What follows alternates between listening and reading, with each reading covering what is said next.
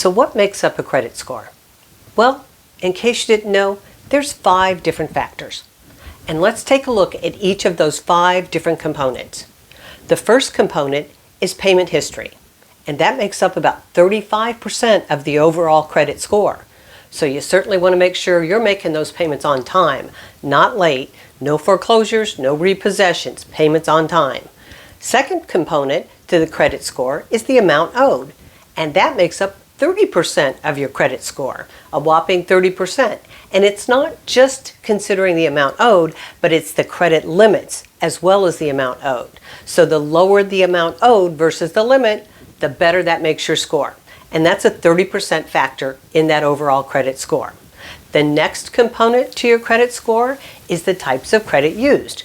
So if you have only revolving accounts, your score may not be as high as somebody that has revolving accounts, installment accounts, a car loan, for example, a boat loan, and a mortgage. That person has a lot more variety of credit.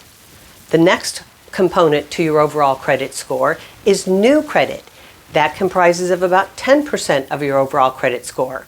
So when you get new credit on your score, that can have a factor. Sometimes in the beginning, it's not as good, but quickly can make to a better score.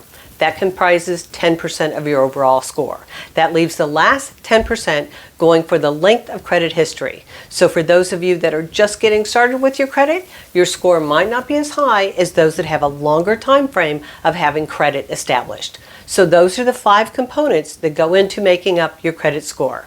Payment history, 35%. Amount owed, 30%. Types of credit used, 15%. New credit, 10%, and the last component, length of credit history for the last 10%. Those are the 5 key components that make up your credit score. Thanks for watching. I'll have more information coming soon.